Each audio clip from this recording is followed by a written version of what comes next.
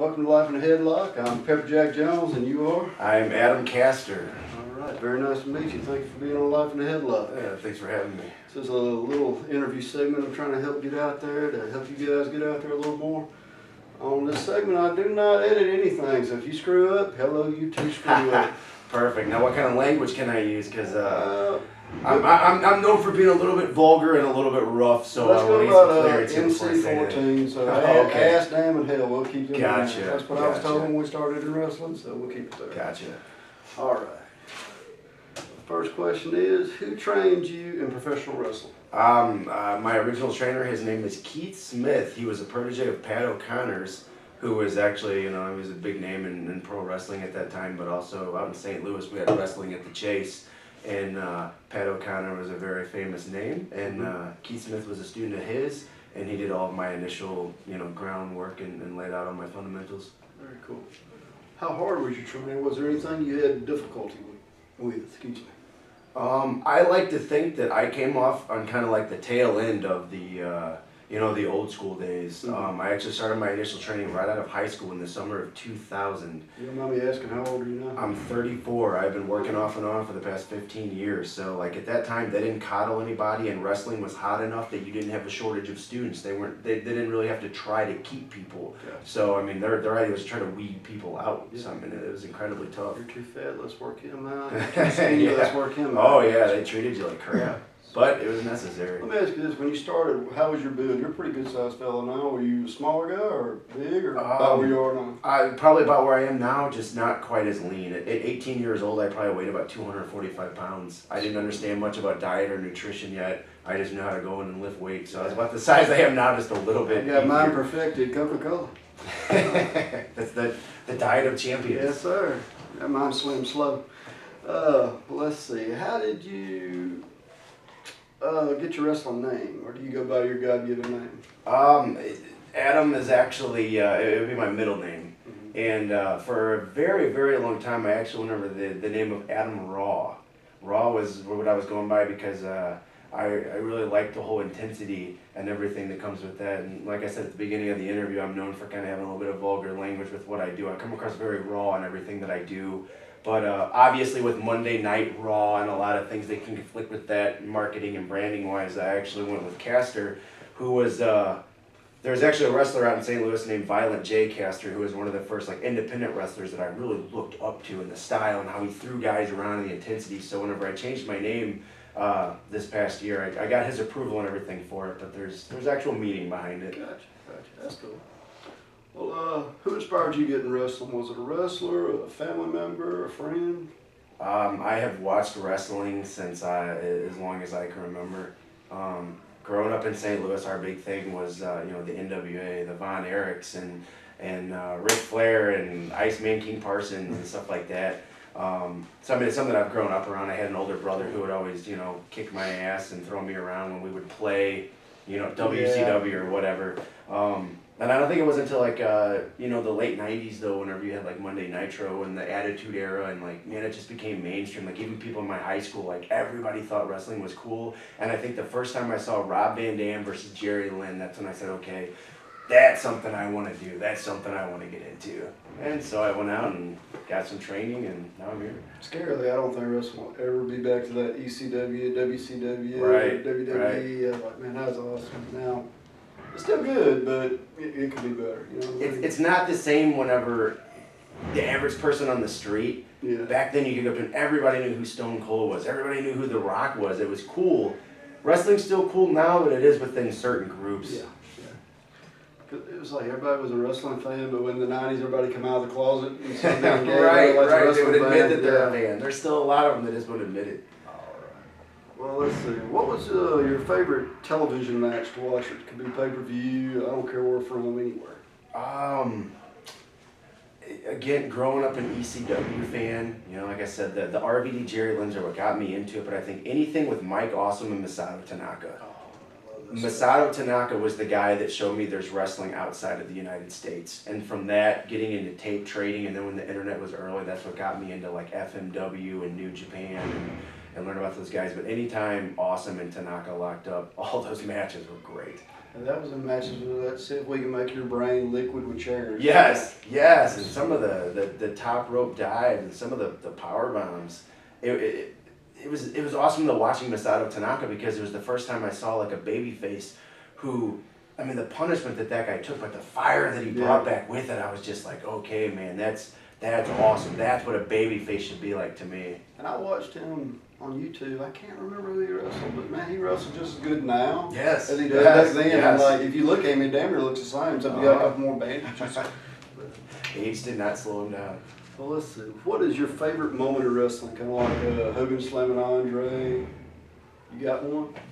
Oh, now this is the child in me, but whenever when Macho Man Randy Savage finally turned on Hulk Hogan, when he thought that Miss Elizabeth, you cheat, brother, and he runs in backstage and hits him from behind and knocks him over the table and everything like that's like my all-time favorite moment right there. I know it's not a match. It really has nothing to do with wrestling itself, but it's like just that moment for me as a kid. I was like, finally.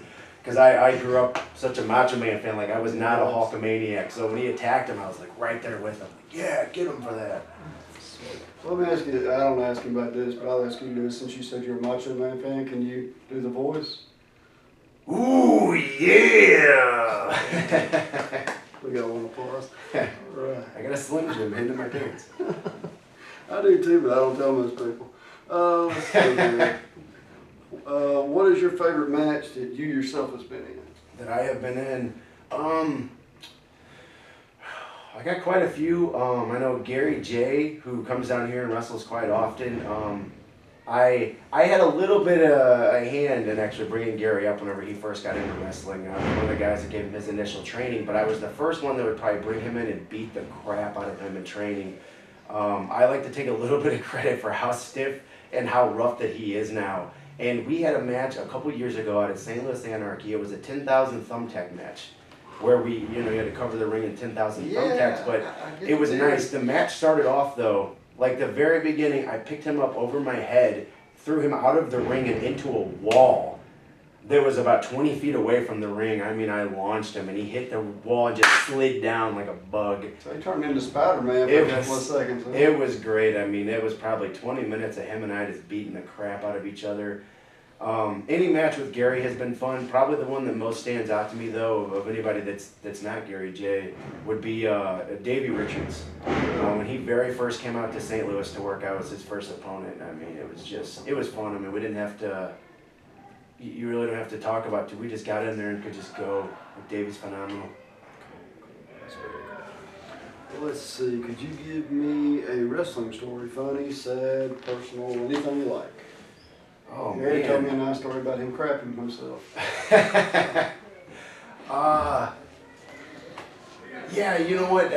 I had an opponent out there. His name's Michael Strider, and he's from Kansas. And when he very first came out, I was about 5 years into the business, and I had heard so much about Michael Strider, about how he chops harder than anybody in the history of wrestling. And whenever he came out, my character's a very bad guy, and Strider was the good guy. And one of the things I wanted to do is I wanted to feel his chops. Because I was like, as a bad guy, I was like, these people are going to go crazy if you get in there and you start chopping the crap out of me. And I say, so let's just start off. I said, just chop the crap out of me. I said, I'll go to the outside. I said, give me 10, 15 of them. We get back in the ring. I said, give me some more. Because I had never felt one. And so as soon as the match started, he's like, here we go. You ready? And bow! Man, he hit me with that first one. I've never felt pain like that before. And I was like, oh, here comes another one. Pow! And he hit me with that second one. I dropped. I powdered out of the ring. So I was like, I really need to get away for a second. And he came out there and I mean, boom! Boom! Oh man, it felt like somebody was just taking a big old boat paddle, just hitting me as hard as they could. And then he turns me around, boom! Right on the back. And by like the 15th one, my chest was bleeding. And I was like, what did I get myself into? And what sucked was the fans liked it so much, we wound up having 2 more matches. And I probably took about 100 chops from that guy. But once you set those initial ones and the fans are into it, that's the thing, that's the hook. And so that was probably like to me, it's funny in my head. Like, it's definitely like a worse injury or anything like that. But taking those Strider chops why I asked for that many was ridiculous. Knowing's half the battle. Yes. Yes. All right. Well, let's see. What do you think of TV wrestling? The good of it and the bad of it? I think that wrestling's in a very interesting period right now. I think that with social media and the internet and where we're at, you're getting a chance for independent wrestling to have platforms that were never there before. I know a lot of people, they want to look at WWE and Monday Night Raw specifically and say, oh, ratings are down, that means people aren't watching. And it's like, no, there's wrestling fans out there, they're just watching other things. They're watching other flavors because they have the capability to. You know, we go back to the 90s with WCW and WWE. We only had one way to watch them, and that's turn on the cable channel. So if you're a wrestling fan, that's what you're watching. But nowadays, you don't have to stick to just WWE. There's a way to watch, you know, so many different groups, and I really like that. I think that that's very interesting. The flip side to that, the negative, is because anybody has access now to so many people. There's a lot of garbage out there that, you know, if somebody that's never really watched wrestling before gets a hold of that, it's gonna be hard to convince them to come out to a legit show like Ego Pro or anything if they've seen something that resembles backyard wrestling. Let me ask you this. I know you said you watched ECW, you were a big fan. Where I lived here in Mississippi, I shit you not, I'd have to wait 3 o'clock in the morning. Oh, yeah. And you had to have, back when we had analog TV still, you had to stand like this with a TV antenna to watch it. But did you have a channel that picked it up, or did you just tape trade? No, it was either tapes or just whenever the pay-per-view would come out, you'd have to follow, or reading, you know, PWI, getting results 4 months after it happened. But that was the way to do it back then. My ECW was like watching you remember the old bad porn that used to come on cable and you could see if it stood still for like a second? That was ECW for me. We had a cable company out in St. Louis that was like that. You could get the it was like you could get all the boxing matches, and then there was the porn channel. But that's how it was always wavy. So I always imagined they were belly dancing. If you waited right, it was it might should look. I think that's a nipple. Yeah. Well, let's see. What is your favorite company to wrestle for and why? You know, the past year or so, I've really gotten traveled a lot more than I have before. I'm gonna be biased on this, but I love our home promotion, St. Louis Anarchy. Part of that is checked out a lot of y'all stuff after I interviewed Gary J. I like y'all stuff. It's really good. I grew up with a lot of the guys that help run the promotion and that are still there, like Gary and Pierre and Evan and all them. And so there's a lot of emotion that's also attached to that. But I mean, they bring out a lot of really good talent, and the booker there, Pierre Abernathy, has this uncanny eye for recognizing talent. So I mean, if it's not, you know, a nationally known guy that's brought in, it could be some guy that no one's ever heard of, and then he gets in the ring and just tears it up. So I mean, there's some really unique talent there that's to be found. But really for me, I mean, there's a lot of promotions I'm getting out now and working around for the first time, and I've had no bad experiences yet. That's cool. Yeah, because I went and watched one. I mainly watched it because I love Quackenbush, but Gary happened to be in the match. Yeah. And I mean, I know a lot of people know who Mike Quackenbush is, unless you know which car he is. But like, it was a great match. And I watched a couple more. I watched one of yours, but for the life of me, I can't remember who you wrestled, but it was a really good match. Thanks. All right. Well, the next question is, would you rather wrestle as a heel or a face? I know you said you're a heel now, but... Oh, as a heel. As a heel. And then Baby is fun. The difference is between the two, it's like, as a heel, I feel like you have more freedom. You know, creative, I think you can express yourself a lot better. As a baby, though, what's fun is that connection with the fans. I mean, there's nothing like whenever you fire up for that comeback, when they're there with you and they feel like they're in the ring. You know, it's like whenever they're feeding off you and they want to feel like they're you and they're, you know, bumping the opponent or hitting them with the big move or whatever. Like, to me, that's such a rush. It's really fun, but just creatively, I think you get more out of being a heel. That's why I prefer that. I agree with that. Well, let's see. Do you have a hobby outside of wrestling? Something that you do just for fun? Yeah, art. I do graphic design on the side. I actually published a comic book about 2 years ago with my buddy who's a writer. Yeah, it's a 64-page graphic novel, and we've taken it around to comic conventions. And what's it called? I mean, it's called Hafu, and it is it's kind of a, I don't want to compare it to Japanese anime because that's like the niche thing right now, but it's very similar to that. We've got a website. If you go to showmecomics.com, there's samples of it up there. But it's a very large book. It's 64 pages, and we've actually sold over 500 copies of it. So that's not bad considering cool. it's just a little, local thing. Let me ask you this: have you ever tried carrying it to an indie show just to see if it's so? I have not, but when we do a lot of like the comic book conventions, there's so many crossover fans between wrestling Oh no, that's and why comic books. And we've sold a lot to like a lot of the boys that are into that stuff, and a lot of the fans that come out to the shows and they'll see. Because your ego here tonight, there's two guys, Max Glory and Dark Fury.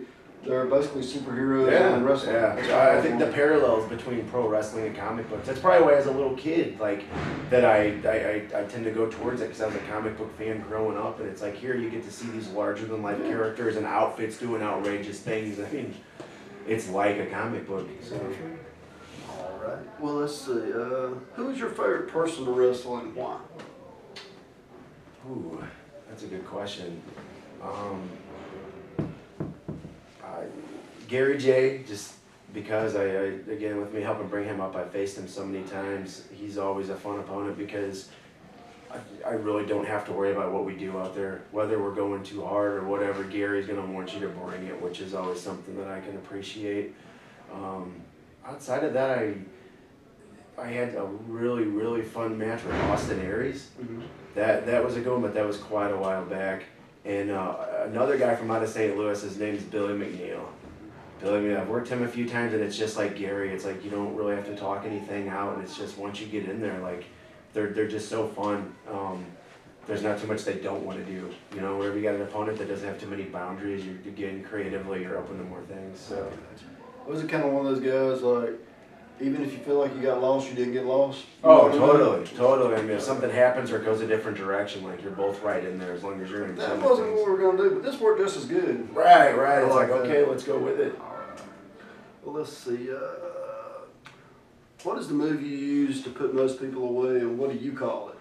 All right, so the new one that I've been using, it's a fireman's carry into a jackhammer. Goldberg used to have the old jackhammer, but I started off over the shoulders, and it's because I like to look in the indie scene and see how people are doing the same thing. Everybody gets influenced by one person or two people, and for a long time, CM Punk was the guy. So everybody was doing some type of variation of the go to sleep. And so I start mine over the shoulder, but I turn into the jackhammer and I call it the go to hell. I think I did. All right. Well, here's the final question, and it's just, who is there in there on a personal level for you in professional wrestling? And there's your opportunity to thank them if you'd like to. Yeah, I'll tell you who I'll give thanks to right now. I want to give thanks to Davey Vega. This is his excuse to watch this, but Davey Vega probably has the greatest hair in all of professional wrestling. I'm not just talking about the independents, I'm talking about everything. And because of Davey Vega, I realize that I will never have hair that beautiful, and so it's all gone off. But with that envy comes some jealousy. So December 6th in Alton, Illinois, I'm going to be in the ring with Davey Vega because we're in the finals of the PWCS tournament. So Vega, me, the envy, and the little bit of jealousy for your hair is going to be coming out in full force as I wrap these knuckles up and boom, I'm going to knock you out. And you better hope whenever the match is over, I don't decide to get the clippers out and make you look just a little more like me. Sweet. There's an impromptu promo. I appreciate that. Add a little excitement. Well, brother, I call this life in headlock because sometimes life is like a headlock. Totally. And it's either really tight as hell, or Yes. you loosen it up and you can Yes. work around. Seems like you got yours pretty loose. I'm glad for you. Oh, for sure. Life's hard sometimes. It's fun. Thank you very much for No, being on thank Life in you. Headlock. Thank you. Good.